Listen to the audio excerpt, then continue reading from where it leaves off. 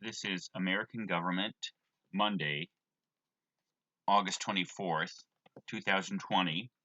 Uh, let's anchor ourselves as to where we are. We're talking about the Declaration of Independence, its meaning, and as you're going to see, on Friday, we talked about what led up to the Declaration, the historical circumstances, how to look at the structure and arguments of the Declaration. And I didn't quite finish my presentation there. And there's a very important point with some really critical questions hovering over that. And that discussion that we began, but I didn't finish, turns on Jefferson's changing of the original language of "we hold these truths to be sacred and undeniable" to "we hold these truths to be self-evident." What did he mean by that? What does the phrase self-evident mean? As you're going to see, self-evident was actually a fairly common term at the time, and the switch from sacred and undeniable, which would mean, by the way, that the things that we believe in as Americans, we believe them because we believe them. Again, like a creedal statement in a religious or a statement of faith. Jefferson changed the language to self-evident because, as you're going to see, that has a profound effect upon how you understand the nature of let's just be clear, the 5 core propositions or principles that the Declaration states in the second paragraph, beginning with "he holds these truths to be self-evident." Now, on Friday, I went over the outline of the Declaration, and what we're going to do today is we'll pick up where we left on the critical meaning of that term self-evident, and you'll see, as I mentioned in my notes and in your preparation questions, um, I prepared you for that by bringing a quote forward, which we'll read today and discuss, because it's not easy for people in our time because of the change in language and everything. A quote from Alexander Hamilton, the author of the Federalist Papers, Federalist Number 3. I'll talk a little bit about that and introduces them. And then our main task today is to see what the core sources of authority and the core principles of the Declaration are, in terms of what they teach us about ourselves and of course the world around us and government. And as I mentioned on Friday, those core teachings can be grouped into a teaching about nature, because I'm going to argue that the Declaration is not a Christian or a Jewish or Muslim document, even though, of course, by the way, let's be clear what we understand by that. That the people that passed the Declaration and the majority of the people of the country at that time, and still, by the way, still about 75% or so, 80% of Americans are Christians. It's a Christian nation in that sense. But that's not the question. The question is, does the teaching of the Declaration rest upon Christianity as a teaching? And I'm going to argue that it does not, for reasons that you'll see. And even the question of whether it's a religious document. Now, there is evidence for that in the text of the Declaration itself, as you'll see. But after turning, and you'll see from that discussion, that points to actually the standard of authority, or the answer to the question, what makes these principles true and knowable by human beings? Why does the Declaration's teaching have authority? And so the first great teaching is about nature, visible nature, and I'll explain what we mean by that. And as I said on Friday, today's class is going to feel like a philosophy class, almost as if it's like a course in political philosophy. And we may point back to some of the main philosophers. Um, and then the second core teaching is, of course, about a teaching about human nature. Uh, and as you'll see, that's very evident. We hold these truths to be self-evident, that all men are created equal, that they are endowed by their Creator with certain unalienable rights. That's a teaching about human nature, that human beings are fundamentally equal. What makes that true? That they have rights. What's a right? And what makes that true? And then last, you'll see the Declaration's second paragraph, those 5 propositions, culminate in a teaching about government. 3 of the propositions point to that teaching. That government, the purpose of government is to secure rights. Now, the moment you hear that, here's what you have to learn to do when you learn to interpret and read a difficult and complex text, whether it's the Declaration or whether it's a Shakespearean play, the Bible, etc. You have to learn how to see what's not in the text, in a sense. So when you hear, as you're going to see, we hold these truths to be self-evident, that all men are, that the purpose of government is to secure rights given to us by nature. Here's a question that people don't stop to answer. or think about, but we will, because you're going to see, you're going to have to understand the government's teaching about nature, the Declaration's teaching about nature.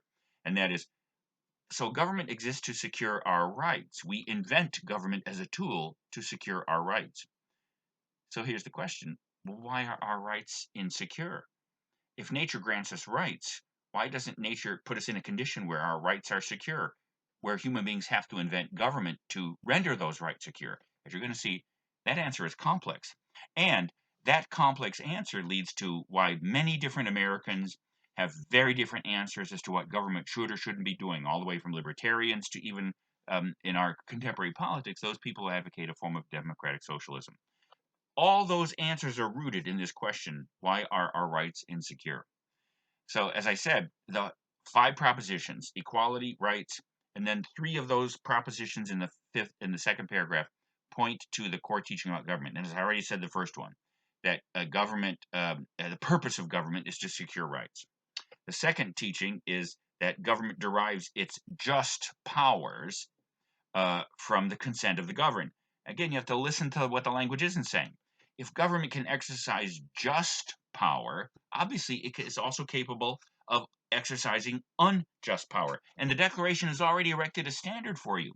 When government ceases to secure the rights for which it is invented, then, like a dysfunctional tool, it becomes destructive of those rights. And let me just point you ahead. It turns out that when government, what does it mean to say government isn't securing our rights? As you're going to see, it's interesting. It means either because there's an excess of power, in which case the political term for that is tyranny, or there's an absence of power, in which the term for that is anarchy. It's a kind of common sense understanding then that what the Declaration points to as a measuring stick of the performance of government is government that is strong enough to protect our rights, but not so strong enough to destroy those rights. We'll come back to that. The third teaching, the third proposition in the second paragraph that becomes part of the teaching about government is when government becomes destructive of those ends, when it fails to secure those ends, then it is the right of the people who created the government to alter or abolish it, which is exactly what the colonists are doing. Now, by the way, let me just say, this is why the second part of the Declaration isn't just a highfalutin, interesting principle, a seminar in political philosophy, which then tells subsequent Americans what their political life is about. The second paragraph is absolutely central to justifying the revolution, because as I said on Friday, the colonists originally thought of themselves as aggrieved Britons who were claiming who were asking the king and the parliament to restore their British rights. But then when they began to resist, and the crown and the parliament reacted by, as we saw in the charges against the king, by essentially making war against the colonists, then why did they make war? Why did the British crown think it was entitled to prevent the Americans from withdrawing or from resisting British authority?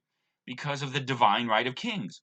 According to that theory, God appoints certain human beings, whether it's an aristocratic class or a royal family, or the pharaohs or the Chinese or Japanese emperors who were understood to be embodied divinities, as were the pharaohs.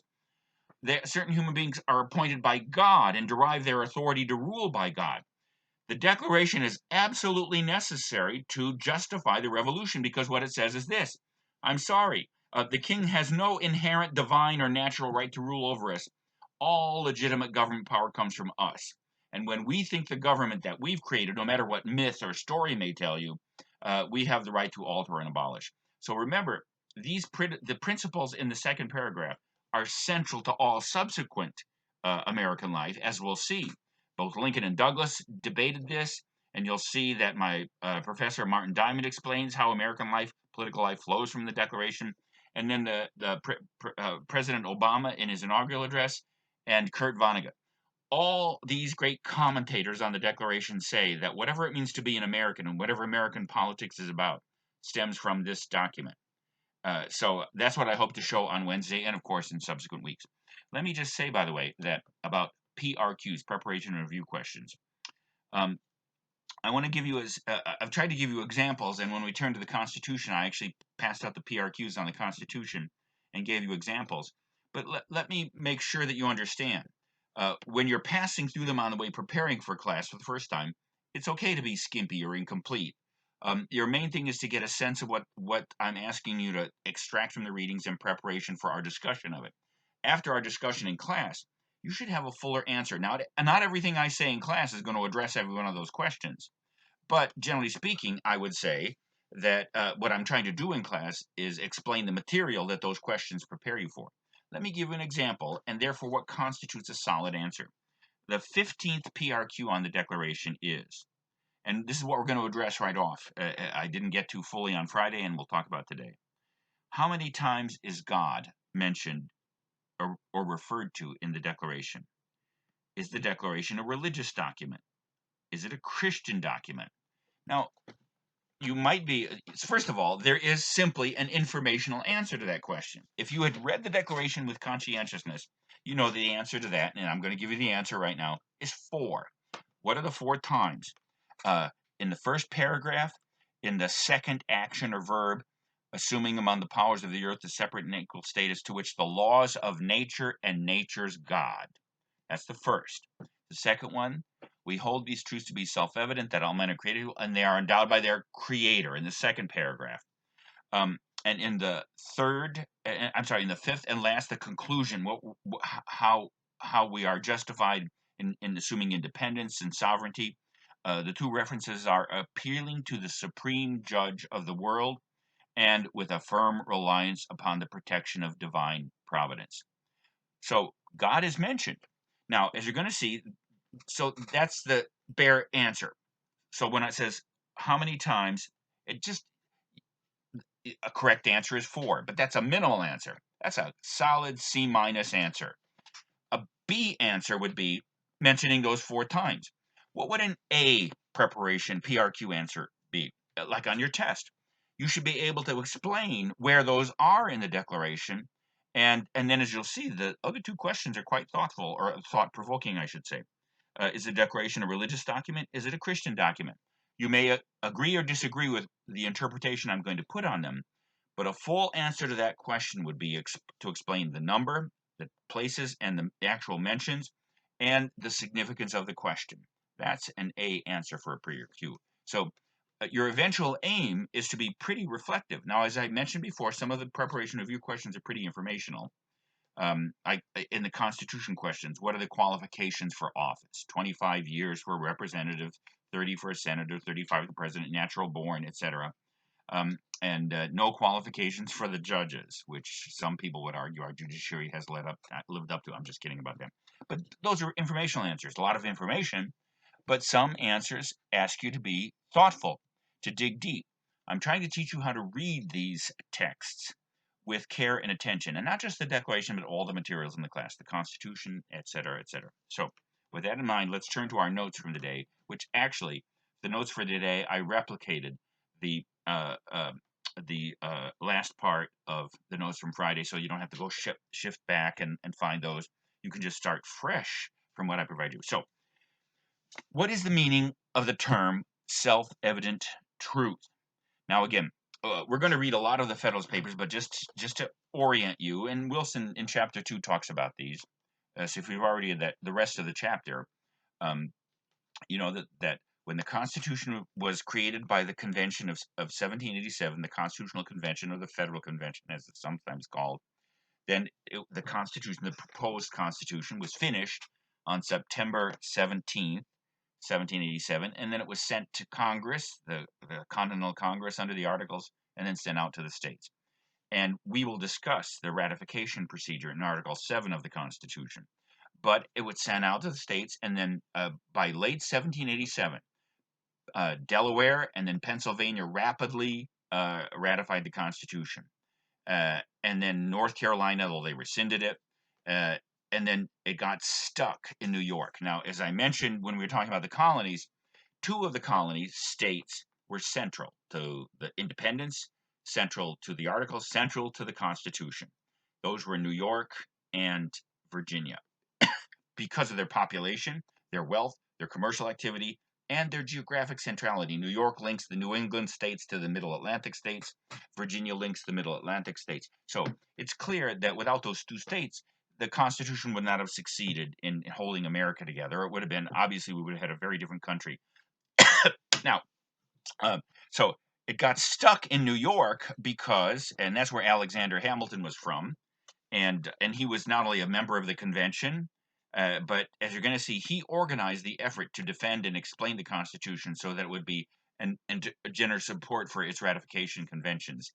Now, it turns out there was a good deal of sentiment against the Constitution in New York, so he got the idea of writing 85 newspaper editorials. And he, knowing that he was the brightest intellect of the Revolutionary period, we might talk about that. Who were the other smart guys? But he thought the other smart guy was the very short Virginian, but very articulate and brilliant James Madison. And when we turn to the Constitution and the drafting of the Constitution, Madison earns that reputation. So Madison was also, as you're going to discover, very active in the convention. And in fact, it was Madison who taught himself shorthand and actually took a near transcript of the Constitutional Convention. And that's how we know what was in the Constitutional Convention. But anyway, so in 1788, early 1788, Hamilton drafted Madison and John Jay, who was an important statesman. He had helped to negotiate the Treaty of Paris, to compose these 85 essays. And so that's a general history. And then, by the way, they were quickly recognized to be works of genius, and then became, and they were quickly bound and sent off to the other colonies. It's not clear how much influence they actually had in the Newark Ratification Convention, but in Virginia and other states, they were very powerful. And since that time, the federal papers constitute the authoritative commentary on the Constitution. So, but in this one, what's important is not so much what he's arguing about. He's talking about the power of a government to have the power to tax commensurate with or equal to its needs. What I'm most interested in is this is one of the fullest definition, contemporary, that is to say, at the same time, roughly the same cultural and linguistic period and political period that the Declaration was written.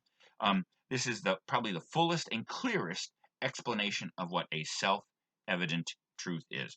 Let's hear Hamilton's definition, and then I'll try to unpack it for you, and then I'll try to. And so, by the way, you'll see.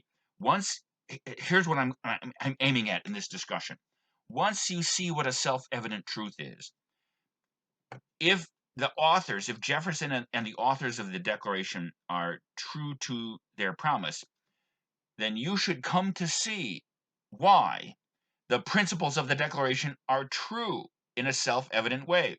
So by the time this lecture is finished, the test of whether you've gotten my point or whether I persuaded you is, once you see what a self-evident truth is, that the three core teachings of the Declaration about nature, about human nature, and about government are indeed not just nice things to believe in, but are self-evident truths rooted in our very existence, and as you're going to see, which every human being with common sense and free of prejudice and self-interest should be able to see.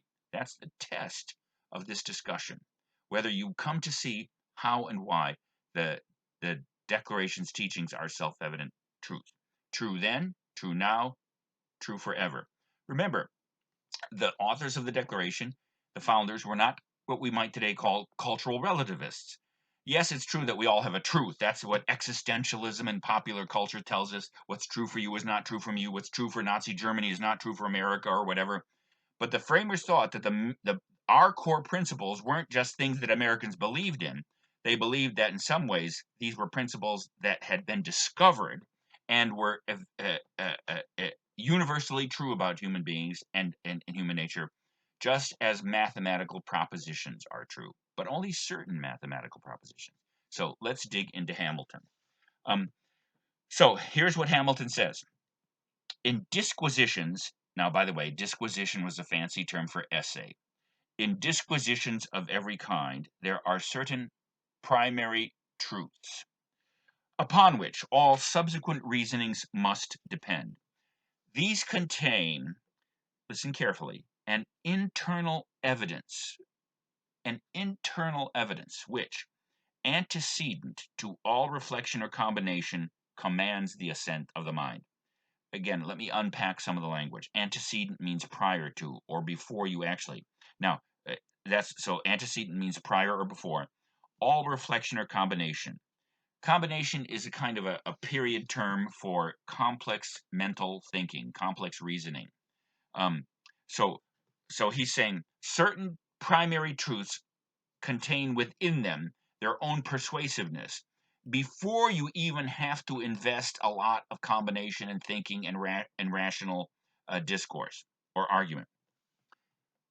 Where it produces not this effect, that is to say, when you have a human being who can't see a self-evident truth as true, why? Why would that be?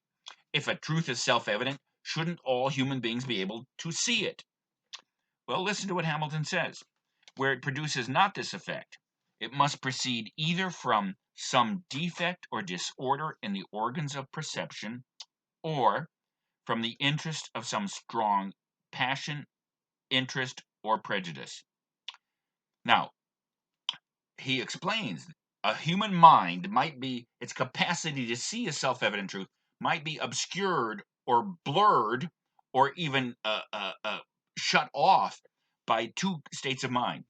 It might be that a brick fell on your head and caused a brain injury, or more likely, if I may speak with personal experience, when I was in graduate school one summer, I was an intern at that time what was called the Dixon State School for the Mentally Retarded. We talk about people differently, but I worked for it in summer, and sometimes you had people who were 50, 60, 70 years old, but because of a brain disease or something like that, they were not even capable of dressing themselves and feeding themselves. They were, in essence, an infant because of some kind of disease or birth defect. They literally did not possess the full range of reason and consciousness of an adult. They were babies' minds or children's minds in an adult body. In a way, that's kind of what Hamilton means. Now, as you'll, and the other one, by the way, is if there's a prejudice or interest obscuring it. There were people who owned slaves in America who couldn't see that owning a human being violated the principles in front of them.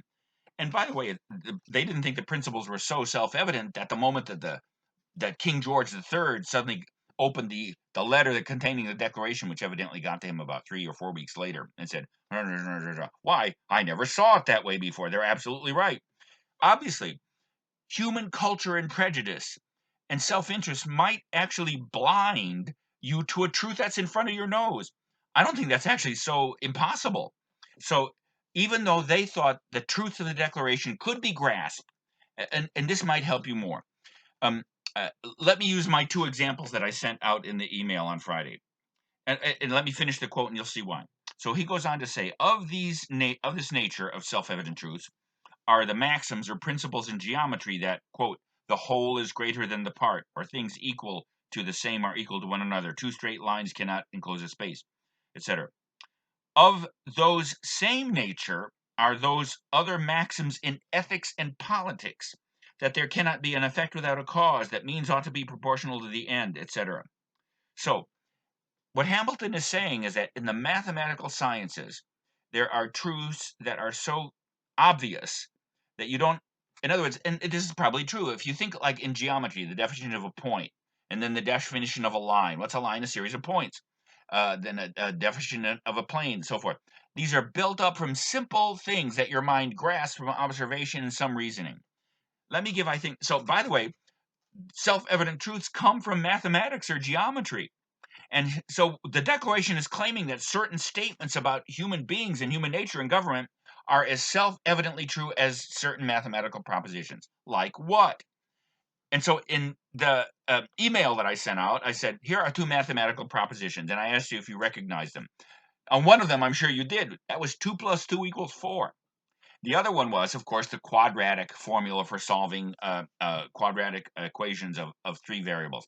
Negative b plus and minus the square root of b squared minus 4ac all over 2a. I paid attention in high school algebra. So in some ways, Hamilton's saying the first one is a self-evident truth. The second one is not. Think of how old you were when you first grasp that 2 plus 2 equals 4. And what does it take for your mind to see that? Once your mind, and by the way, can a 2, 3, 4-year-old grasp the idea of two-ness? All you have to do is have like 3 candies or 2 candies and give them to your brother or sister or your children. And you'll notice they can count to 2 and 3. And they know when one got 2 and the other got 3. So on one level, two-ness is a mental operation so close to simple observation that a child can grasp it.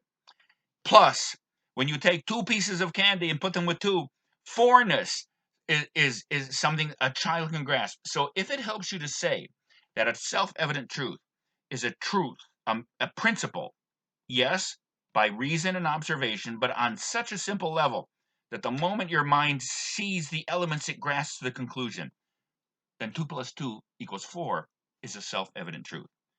A 4-year-old, a 5-year-old can get it. Now, what about the quadratic equation? It's just as true. And by the way, I'm sure you took an algebra test where you tried to figure out the quadratic formula or solve it, and you got the right answer. And you know when you got the right answer just by praying and an act of faith versus actually internalizing the operations of the quadratic formula.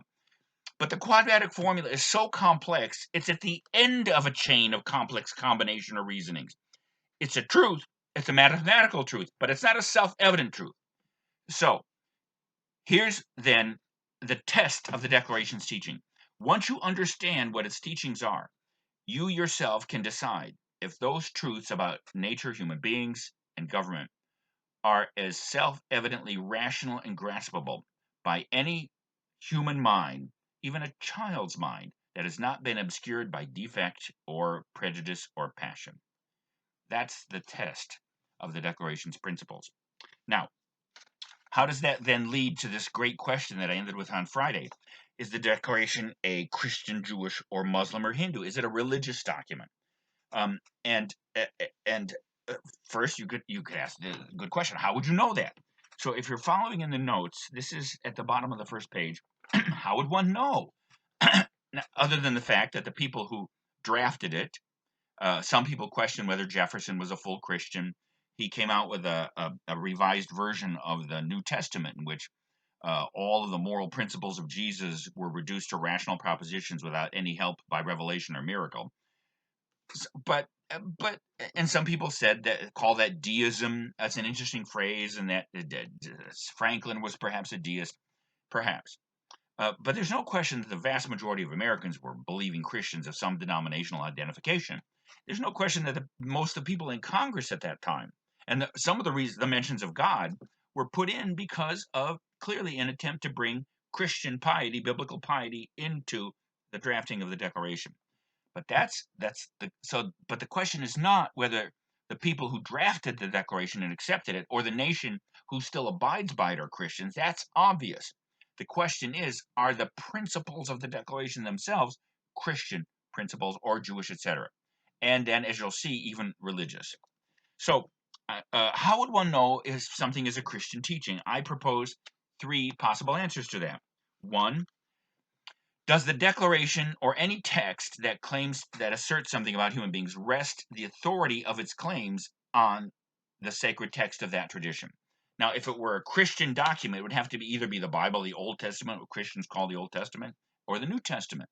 If it was a Jewish document, it would have to rest its authority on the Torah. If it was a Muslim doctrine, it would have to somehow refer to and rest upon the authority of the Quran or the Bhagavad Gita for Hinduism, or etc. So I think you'll see it's clear. There is no reference to the Bible. No argument that the Declaration makes rests on the text or the authority of the Bible. Second, B, on the top of the next page, does it mention or rely upon the individual who founds that tradition? So in some ways, if the Declaration's principles were to be Christian in content, it would make sense if, for instance, the Declaration rested its teachings on a statement of Jesus, or for Moses in the Jewish tradition. The Declaration does not refer to any sacred founder of a religious tradition or denomination. And third, and this is the most difficult to grasp, and Americans have been debating about this for ever since the Declaration was passed. Does it embody the core teachings of or the moral or otherwise of that tradition? Now, what's the core teaching of Christianity? There are any statements in the New Testament that you could pick, but I would say love. You've heard love your neighbor as yourself. I say love your enemy as yourself. Probably what people call the golden rule. Do unto others as you would have them do unto you. Not like Machiavelli would say, do unto others before they can do it to you. That's a totally different teaching. But the teaching of unrequited love is at the heart of the Christian moral tradition. Now, of course, at the heart of the Declaration's understanding of human beings is the notion of rights. Human beings have rights. Are saying that human beings have rights the same thing as an obligation to love other human beings unconditionally? That's a complex question. I would say that the Declaration teaches you have to assert your rights and respect other people's rights under certain conditions, as you'll see. Is that the same thing as unconditional love? Now, that's a very profound question, and we're not going to answer it here. But at least what I've tried to do is set up a standard how you would answer that question. On that standard, I would say the Declaration's teachings are not a Christian or Jewish or Muslim or a Hindu teaching. What about a religious document? Now, there again, there you could argue the Declaration provides supporting language because of the forementions of God, which I've already mentioned. So let me suggest a potential answer so that I can move on to the deeper parts of our lecture and say this, and I'm going to read from the notes and comment on it. I think this is the most likely possibility, the clearest way to interpret the Declaration's teachings on this question. Well, what would be a religious document? In some ways, one that rested upon God or God's existence. Now, the phrase that's most interesting and perplexing is the phrase from the second verb in the first paragraph. Remember the three verbs of the first paragraph. We're going to dissolve the political bonds, we're going to assume sovereignty, and we're going to declare the causes or explain to humanity what we're doing, presuming that humanity can understand it. That second one, to assume among the powers of the earth the separate and equal status to which the laws of nature and nature's God entitles them. So here's what I think how to interpret that. I think the most likely possibility is that the Declaration does not rely upon religion or religious principles of faith, but is open to them. So let me finish the paragraph. So what is the basis of authority of the Declaration, and why is this important? To whom is it addressed? Mankind. Therefore, if it's addressed to mankind, and if the presumption is that every human mind above a certain age or of a certain capacity, that every human mind, let's say every adult human mind, can see these principles and grasp them and see them as true, then obviously they don't rest upon religious sentiment or faith, unless you're going to argue that every human being, even atheists, have some kind of diffuse sense of divinity. I think the better analogy would be this. I can't find a human being, perhaps people in New Jersey. I have no problem with people in New Jersey. I love them. I live there. It's great. But everyone believes in the law of gravity. No, everyone doesn't believe in the law of gravity. Everyone knows the gravity is a force and that it works and can be measured in acceleration by s equals 1/2 gt squared, etc. In other words, there is a certain sense in which the affirmation of the force of gravity is not an act of faith. It's an act of reason, or I should say observation. Drop a thing, and then it turns out, because after Newton, we could actually measure that force, and etc. Now, Einstein gave us a little different understanding of it, but my point here is this. Every human being knows that gravity exists by nature, and we'll explain what that term means, and can be measured, just like a mathematical proposition. Some people believe that the source of that force of gravity is a divine creator behind the visible, physical, natural universe. But not all scientists do. I think that's what the Declaration and its authors and its drafters understood. The principles of the Declaration can be grasped by human beings as human beings using the powers that nature gives to human beings, our power to observe and our power to think. And that's why I believe the Declaration at its core is not a religious or a Christian or a denominational document, because first of all, it's addressed to all human beings. It understands its principles to be understandable by all human beings. And as you're going to see, it's um uh it's it's it sees its principles as located in the universe of natural phenomena that human beings can see and understand by observation and reason. So, what is the true basis of authority of the Declaration's teachings? It is, as you'll see, I think, nature. That doesn't mean it's anti-religious. You can believe in gravity and God, as I do, by the way. Uh, so, um, uh, so remember, I think the Declaration is because Jefferson would have been a fool to write a document that the vast number of religious people of its time couldn't understand. But you understand, because the Declaration isn't denominational, that's why every human being born on this planet is potentially an American. Not actually an American, but at least potentially. And that's why, by the way, in the words of a wonderful sociologist in the 1980s, Ben Wattenberg, that America was the first true universal nation on earth, encompassing all ethnicities, all races, all creeds. Truer now than then, by the way. But there was a sense in which America was always open to the human race because its principles are understood to be rooted in nature and human nature. All right, good. Now, so let's turn to our heavy business. I realize we're 36 minutes into our lecture, and I'm going to go on for at least 10 more minutes, which means I probably won't finish the lecture today. I'll have to finish up on Wednesday, but that's all right. Be patient with me. Um, and so on the notes, let's turn to the first of its core teachings, which is nature. What is nature? Now, this is going to feel like a philosophy class. I'm going to ask you to think about some profound things. Things can exist in this universe by virtue of three causes or forces. Divinity, special creation. Now, if you believe in the biblical universe or in the theistic universe, you believe that everything we see around us is ultimately the creation of God. Okay, but that's a matter of faith. But let's say that for people of faith, the power and visibility of God's creative force is part of the universe we see. And that may explain how the universe itself exists, or even how certain parts of it exist, or in the order that it exists.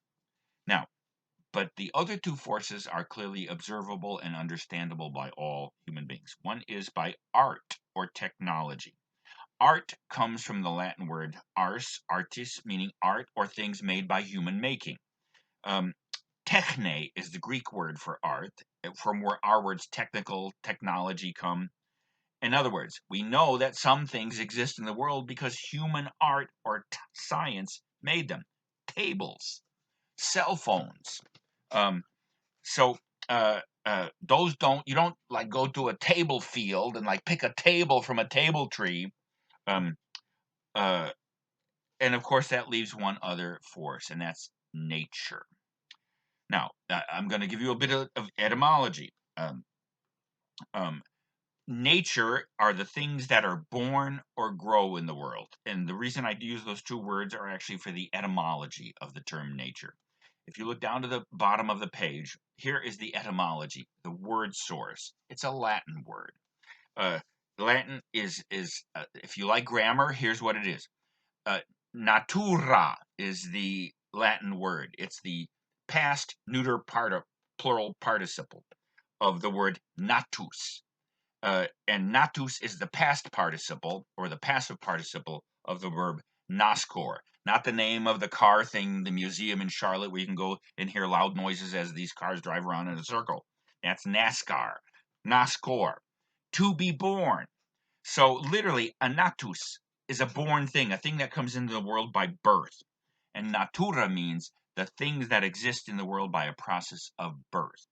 The other word that we use for nature, interestingly enough, is the Greek word physike, which means literally it comes from the word phurein, which means to grow.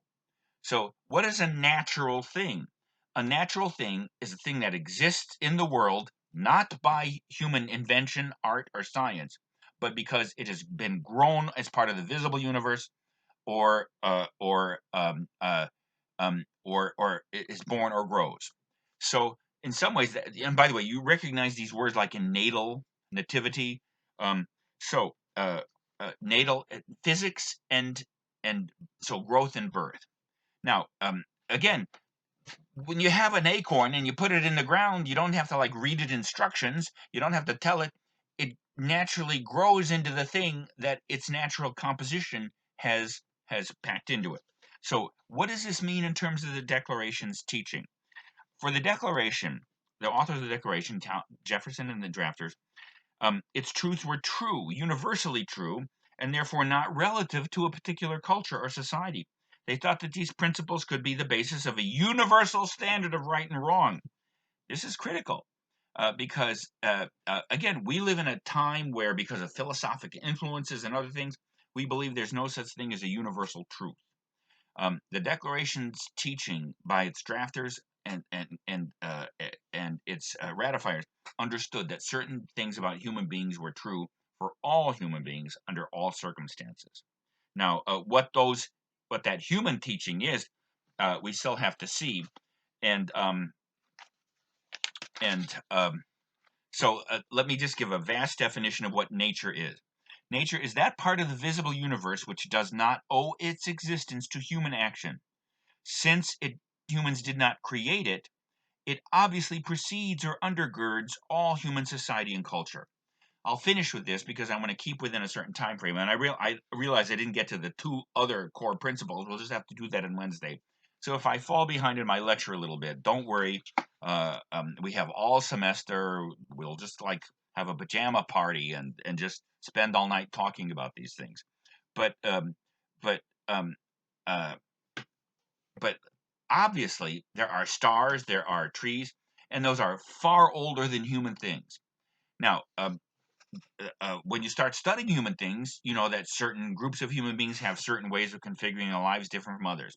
We call that culture. And ultimately, culture culminates in politics. And it's clear when you look at the human race, there's a wild diversity of the way humans live their lives. That was true to obvious to Aristotle as it is true to us. Nevertheless, Aristotle and the drafters of the Declaration argue that beneath that wild diversity of human culture and customs, there was a fundamental human nature which actually then provided the standard for the goodness and badness, not only of certain human actions on the individual level, but especially political societies.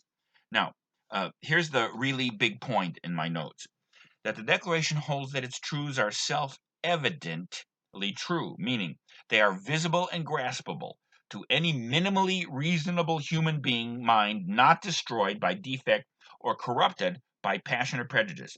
These truths are rooted in our nature, and they can become clear and visible and known to us in the same way that any natural law or process can be discovered by reason and observation.